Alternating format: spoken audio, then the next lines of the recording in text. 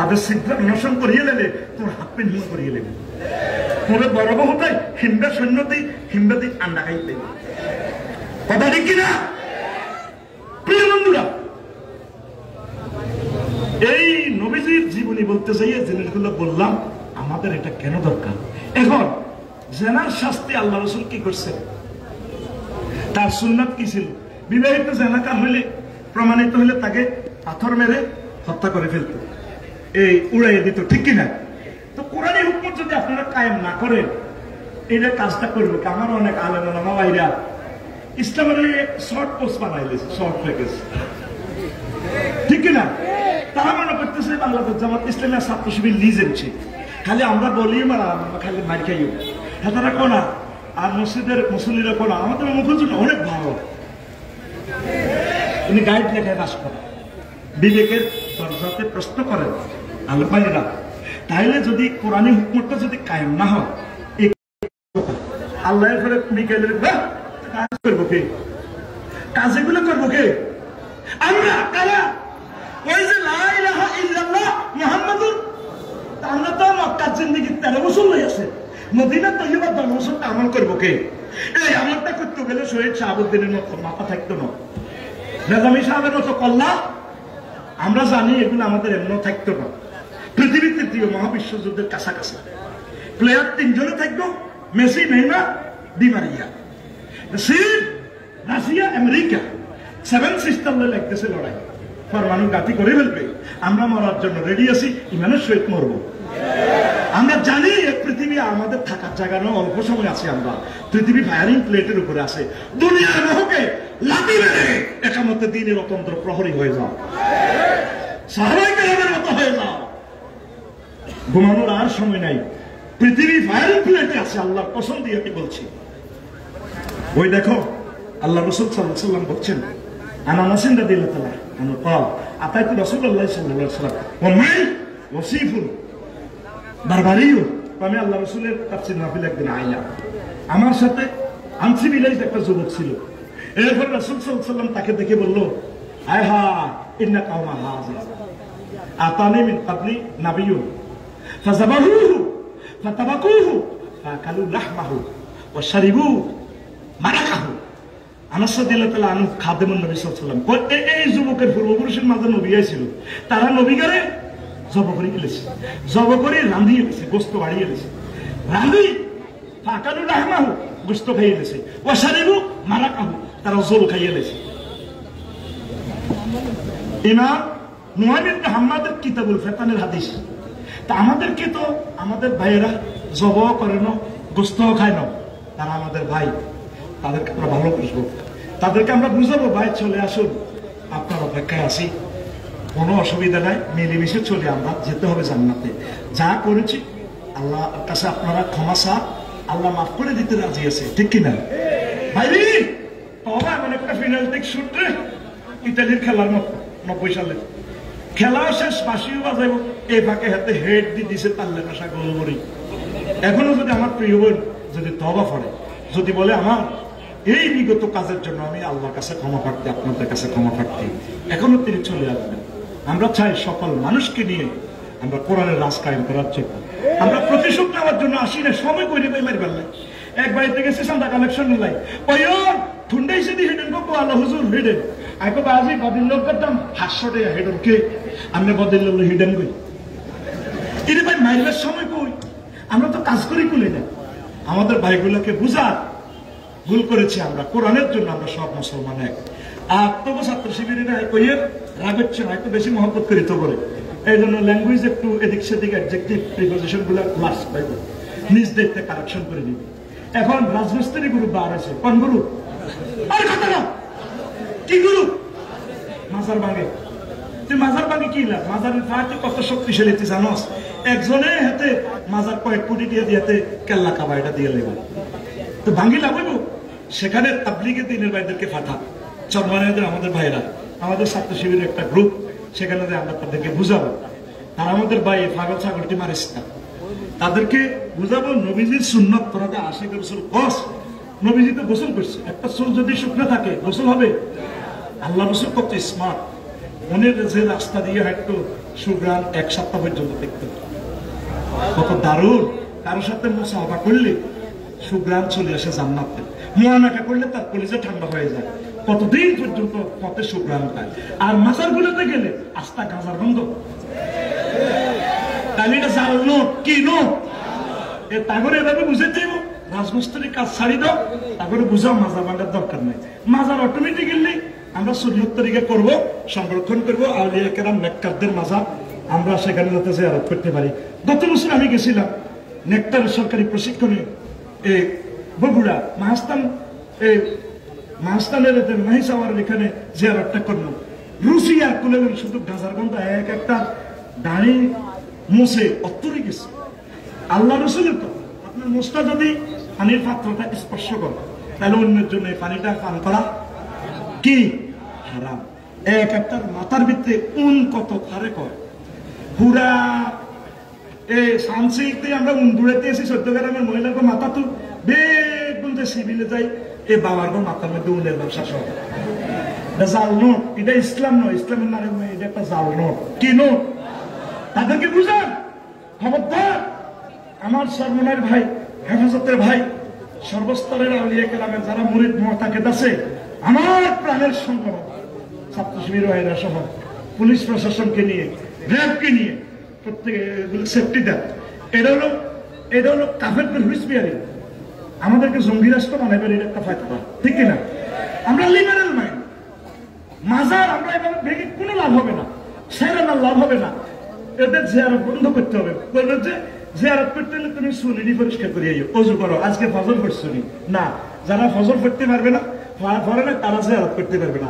আমরা জিয়ারত করবো গোলাপশাহ মাজারে গাড়িটা পার্কিং রেখে আমরা জিয়ারত করবো। আসসালামু আলাইকুম ইয়া আহলাল কুবুর, আই লাভ ইউ। হে আল্লাহর ওলি, এসেছি আপনাকে সালাম দেওয়ার জন্য। ঢাকা পল্টনে একটু কাজ ছিল সিরাজ ভাই প্রিন্টিং প্রেসে, কেন্দ্রীয় অফিসে।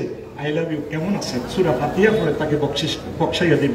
আজ মাজার যে সমস্ত এই ভণ্ডরা দখল করছে, তাদের হৃদয়কে ভাঙতে হবে। কি দিয়ে? দাওয়াত দিয়ে, তাওহীদের নূর দিয়ে, একামতে দাওয়াতের মেসেজ দিয়ে। কথা ঠিক কিনা? এগুলো একটা দল কলকাঠি নাড়ছে দূর থেকে, বুঝতে হবে আমাদেরকে। ওদেরকে চুলগুলো সুন্দর করে কাটতে হবে। লাল চালু এখানে জাহান্নামীদের মতো যে বেল্ট লাগাছে, বেল্টটা খুলতে হবে। এটা জাহান্নামীদেরকে বেল্ট পরাইবে আল্লাহ। আশা উম্মা। তারপরে আছে কি সিলসিলাতিন ঝাড়ুয়া সাগুনা জেরান ফাসলুকুহু, শিকল পরাইবে। এটা কর শিকল বাবা। কি বাবা? কি শুরু হয়ে গেছে? তালা সাবি বাবা, শিকল বাবা, লেন্টা বাবা। তার কাছে বহুত আছে। পরশু মাহফিল করছি লেন্টা তৈরি মুন্সিগঞ্জ নদীর এপারে হলো লেন্টার বাবা। তার কাছে বহুত আছে। আমি কি আছে? সবচেয়ে মানুষের মূল্যবান জিনিস হলো হোর বাড়িতে দিনে তো হে খুলি রেখেছে, তার কাছে কিচ্ছু নেই বুয়া, তার কাছে শুধু গাঁজা আছে, গাঁজা। ঠিক না? এগুলো ইসলামের নামে সেটারই। আমরা বেশি বেশি দাওয়াতি কাজ করবো ইনশাআল্লাহ, ভাই ভাই ঠাই ঠাই বেশি। আর আমার ছাত্র শিবিরদের ভাইদের কাছে রাসূল সাল্লাল্লাহু আলাইহি ওয়াসাল্লামের এই মেসেজটা পৌঁছাই, আমরা এক থাকবো। ওলামায়ে কেরাম, আপনারা যদি 50টা আসন নিয়ে সহ ওলামায়ে কেরাম ইসলামী আমার ভাইদেরকে নিয়ে যদি সংসদে যেতে পারেন, হেরা 150-250 জন নামাজ না পড়ো, এই 50 জন তো জামাত শুরু করে দিতে পারেন মসজিদ। আল্লাহু আকবার, গায়রিল মাগদুবি আলাইহিম ওয়ালাদ-দাল্লিন। ঠিক কিনা? মুনাজাত করেন, আল্লাহ আমার হুজুরদেরকে এই কথাটা বুঝবার তৌফিক দাও। আপনাদের ভুল হচ্ছে, তার মানে শুধু হুজুরদের থেকে দোয়া নিতেছে, ব্যাটারি খালি শ্বাস খাইতেছে। হুজুরদেরকে কিছু ব্যাটারি শ্বাস দিবে, তার কাছে দোয়া করবেন, খালি উল্টা দোয়া করবেন। উল্টা আল্লাহ হুজুরের হেদায়েত করো, আল্লাহ 50টা হুজুর পাস করো, হেফাজত থেকে, সরমনা থেকে, জামাত থেকে, আরো কিতা থেকে। আল্লাহ 50টা হুজুরের যাতে সংসদ ভবনে কদুর নামাজ পড়ি, তাদেরই নমতিতে যাতে দেশ কেন রহমত নাছিল। আর আমাকে ক্ষমতার দরকার নাই, 250 সিট হেতারা পাস করক গই, আমরা কদুর নামাজের দাওয়াতটা দিই, তাদেরকে রাষ্ট্রীয়ভাবে নামাজটা কায়েম করি, রাষ্ট্রীয়ভাবে যাকাতটা কায়েম করি, রাষ্ট্রীয়ভাবে জানাবা বিচারের হুদুদটা কায়েম করি, রাষ্ট্রীয়ভাবে এভাবে আল্লাহ রাসূলের কিছু সুন্নাত কায়েম করি। দেখবেন অন্যগুলো সব ঠিক হয়ে যাবে ইনশাআল্লাহ। বাপের মেয়ে 5টা, বড়টারে বিয়ে করলে আর 7টা শালি, অসুবিধা হইতো না। কথা ঠিক কিনা? এই জন্য আমার দরকার কয়টা? 50টা হুজুরের। কয়টা? আল্লাহ তুমি আমাদের দাওয়াতটা পৌঁছাই দাও আমার আলেমদের কানে। পড়ি আমরা আমিন। আমরা এক এবং এক। আল্লাহ ডাইরেক্ট দেখলাম যদি তোমরা ইখতিলাফ করো ফাতাযহাবা রিহুকুম সাক্কা ফানসা, যদি ইখতিলাফ করো আমি সাক্কা ফানসা করে দেব, শক্তি শেষ তোমাদের। কথা ক্লিয়ার? এরপরে আসেন, আপনি যদি রাসূল সাল্লাল্লাহু আলাইহি সাল্লামের তরিকা মোতাবেক থাকেন আপনার কোনো ভয় নেই। রাসূল সাল্লাল্লাহু আলাইহি সাল্লাম যখন করলেন আপনার এই হিজরতের দিকে যাচ্ছেন, সর গুহাতে আশ্রয় নিলেন, তো এই ফাঁকে আনাস রাদিয়াল্লাহু তাআলা আনহু হাদিসটা রাবি ইন্না আবু বকর হাদাসাহু, আবু বকর রাদিয়াল্লাহু তাআলা আনহু তার হাদিসটা কইছে, কুলতুলিন নবী সাল্লাল্লাহু আলাইহি ওয়াসাল্লাম হিনা নানজিলু ইলা গারে হেরা, গারে হেরাতে যখন আমরা উঠলাম দেখি যে আবু জাহেলের বাহিনী আমরা গুহার ভিতরে তাকে ফাও লটকে দেখা যায়। ইজা নাজারু তাহতা কদমাইহিম, তারা যদি তাদের কদমের দিকে চাইতো, ফানাজারু ইলাইনা, আয় হায় আমাদেরকে দেখতো। তা আমি রাসূলের কইলাম কান্দার আওয়াজ জোরে না দি, নবীও শেষ। ইন নাজারু তাহতা কদমাইহিম, তারা তাকে কদমের দিকে চাইলে তাঙ্গরে দিয়ে এলে। আল্লাহ রাসূল বলল মা জানতা ইয়া আবু বকর, আবু বকর তুমি কি ধারণা করো? হুজুর কি হয়েছে? আমরা দুইজন আছি, আমাদের মাঝে সাহাল আছে আল্লাহ, তৃতীয় ব্যক্তি হচ্ছেন আল্লাহ। সুবহানাল্লাহ বলে। পৃথিবীর সকল সাহায্য বন্ধ পাথরের গুহাতে ঢুকে গেছে।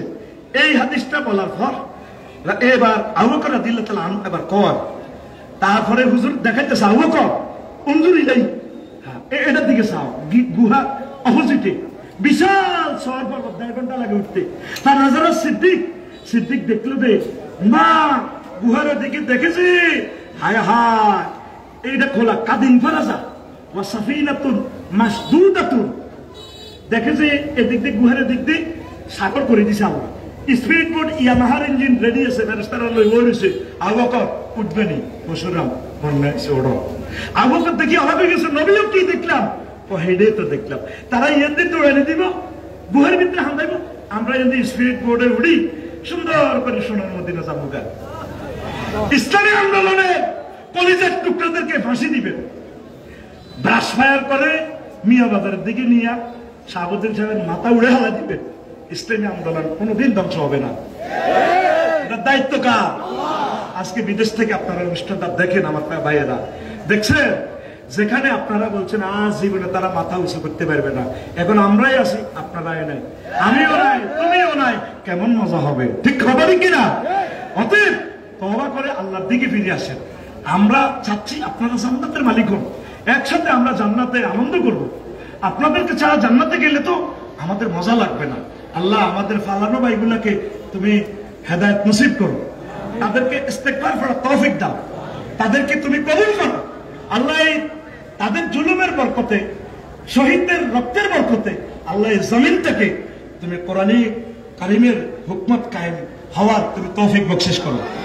প্রিয় বন্ধুরা, কষ্ট হয়, কষ্ট হচ্ছে তো। এরপরে সাংস্কৃতিক দিয়েও আবার এখানে একটা খেলা খেলেছে। উনি এই 16 বছরের দুর্নীতিটা 500 বছরও তো শেষ করতে পারবে না, ট্রান্সফার করে কারে বসাইবে? রুল নম্বর 1 থেকে 16 বছর কাদের? রুল নম্বর 1, 2, 3, 4, 5। ওনারা একটু সুযোগ দেন, ওনারা একটু সহযোগিতা করেন, এটাই মেনে দায়িত্ব আপনাদের। কারণ ওনারই বিপদে যদি ফালান, এমন বিপদে আপনি পড়বেন, এই বিপদের আর শুভে সাদে হবে নি। আপনি মনে করছেন আবার বিজয় অর্জন করছেন, আমি হাসি, হা হা হা পাইছে হাসি। একটা রোগী ভালো হইবার আগে, মরবার আগে এত কত ভালো হয়ে যায়, 2 বছর এত তত উঠতে পারে না। মিলে টিলে ধরে মসজিদ কইও আমি এত ভালো হয়ে গেছে, আমাকে কুদ্দুস কাকু আমি আসে আমার খায়, আসলে তো এটা মরবার লাই এ বালা ইয়ে রয়েছে। তো ওনার 2 দিন পরে কইও আমি এত দাম টানাটানি মরে গেছি।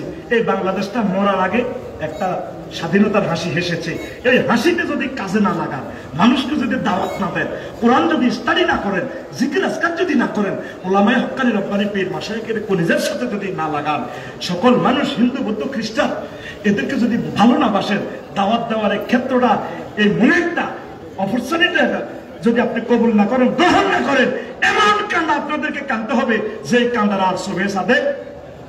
কথা ঠিক কিনা? এই সিরাতুন নবীর মাহফিল থেকে আমরা এই ঘোষণাটাই দিতে চাই। আল্লাহ আমাদেরকে কবুল করুক, পড়ে আমিন। সিরাতুন নবী মিলাদুন নবী নিয়ে যা করতেছে কোনো অসুবিধা নেই, সিরাতুন নবীতে যা হয় মিলাদুন নবী তো তা হয়। এরা আমাদের ভাই, আই লাভ ইউ, কি ইউ, আই লাভ ইউ। তো এরপর আসেন প্রিয় বন্ধুরা, এই জাতীয় সঙ্গীত নিয়ে যে কথাটা, আমার প্রিয় কবিগুরু, এটা নিয়ে আপনারা বেশি বাড়াবাড়ি করিয়েন না। আমরা কোরআন সুন্নাহ দিয়ে বুঝাই, আমরা বলতেছি না যে আজকে এটা ডিলিট করেন, কারণ এটা 1889 তিনি লিখছেন গগনহর করা শিয়াল দয়ের ডাকপ্রিয়। এরপরে কবিগুরু এটার মাথাতে আমি তোমায় অবতারে আমার মানুষ জেরে, এটাকে নকল করি, লিরিকটা নকল করি কবিগুরু বানিয়েছেন 1905 সালে বঙ্গবঙ্গের হ্রদের প্রেক্ষাপটে। ব্রিটিশরা চাচ্ছে পূর্ব বাংলাকে একটু ডেভেলপ করার জন্য, এই জন্য তারা চেয়েছে ঢাকাকে রাজধানী করে। আমার কবিগুরু কোন আমার কলকাতায় থাকবে, এটা চয়েস করা তার স্বাভাবিক পার্সোনাল ব্যাপার, এটা আমি দোষী মনে করি না। তো তিনি বঙ্গভবন হ্রদের ব্যাপারে তিনি সময় বাংলা লিখেছেন। তো লেখার পর এরপরে এটা 3 মার্চ 71 সালে এটা রিসিভ করছে জাতীয় সঙ্গীত হিসাবে। আমরা একটা আপত্তি জানাই, আমাদের চলন বলন কথনে সংস্কৃতিতে গানে গজলে কবি আল মাহমুদের যে গান গাইছে জিহাদ জিহাদ জিহাদ, আমাদের সংস্কৃতিতে চলনে বলনে কথাতে সড়কে সোপানে সিঁড়িতে সব জায়গায় হবে আল্লাহ রাসূল সাল্লাল্লাহু আলাইহি সাল্লামের কথা, ঠিক কিনা? এখানে চিরদিন তোমার আকাশ তোমার বাতাস। আরে ভাই, আকাশ করে আল্লাহ 380টা আয়াত 310টা আয়াত নাযিল করছে, লিল্লাহি মুলকুস সামাওয়াতি ওয়াল আরদ। বাংলাদেশে কি এর আকাশ আর বাতাস? বাতাস লয়ে আল্লাহ 31টা আয়াত নাযিল করছে, তাসরিফে রিয়াহ। এটা তারা এই জমিনকে যে মা বলছে দেবতার মতো, তোমার স্মরণে ঠেকাই মাথা না। আমরা বলি ইন্নী ওয়াজহাতু ওয়াজহিয়া লিল্লাযী, তারপরে আমরা আল্লাহর জন্য সেজদা করি, কথা ঠিক কিনা? এখানে অসংখ্য শিরকের কথা আছে। আমি একটু স্টাডি করে দেখলাম কোরআনে কারীম থেকে, অসংখ্য শিরকের কথা আছে। জমিনের বলা আছে, আল্লাহ জমিনগুলো বলছে লিল্লাহি মা ফিস সামাওয়াতি ওয়া হুয়া আলা কুল্লি শাইইন কাদির। এরপরে বলা আছে আলহামদুলিল্লাহিল্লাযী খালাকাস সামাওয়াতি ওয়াল আরদ, প্রশংসা তার জন্য যিনি আসমান এবং জমিন বানাইছে। তারপরে তোমার বদনখানি মলিন হলে আমি নয় অঞ্চলে বাসি। মা তোমার বদনখানি, মা মানে জন্মভূমি। আচ্ছা বলল বদনখানি মলিন হলে আমরা কান্দেন কান্দেন কইছে কি? ফসল বলা কে? আপনার দরবারে কান্দেন, এটা তো শিরক কান্দের হৃদয়। আল্লাহ কয় সূরা ওয়াকিয়াতে আনতুম তাসাউনাহু আন্নাহু সারিউন। আপনারা একটু মাথা হারসুন, নোট অফ ইন্টারপ্রিটেশন দিয়ে বলছে, ও বান্দা তুমি যে ফসল ফলাও, সিমের বিচিটাতে রাখলা, শ্রীপুরের জসিমের বউ, তুমি চিন্তা করছো গাছটা কে উৎপাদন করছে? আমি আল্লাহ করছি। আল্লাহু আকবার।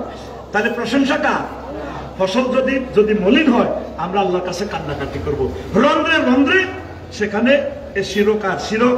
তারপরে 25 নম্বর লাইনে, এটা লাইনটা 10 লাইন নেওয়া আছে, জাতিসংঘ 25 নম্বর লাইনে লিখছে, আমি পরের ঘরে কিনবো না আর মা তোর বসন গলায় ফাঁসি। তোমার ভালোবাসা পেলে আমি অন্যরে ভালোবাসি, কোনো লাভ নাই। এত ভালোবাসা কি? চিরদিন বলতে কিচ্ছু নেই, সব কিছু চিরদিন সবসময় থাকবে কে? কুল্লু মান আলাইহা ওয়া ইয়াবকা ওয়াজহু রাব্বিকা যুল জালালি, সবকিছু চিরস্থায়ী, তিনি আল্লাহ। তাইলে আমরা নয়ন জলে গলা ফাঁসি দেওয়ার দরকার নেই, আমরা আল্লাহকে ভালোবাসি। আল্লাহ বলছেন আল্লাযিনা আমানু আশাদ্দু হুব্বান লিল্লাহ, যারা আমি আল্লাহকে ভালোবাসে, যারা আমি আল্লাহর প্রতি ঈমান আনছে, তারা সবকিছু চেয়ে আমি আল্লাহকে বেশি ভালোবাসে।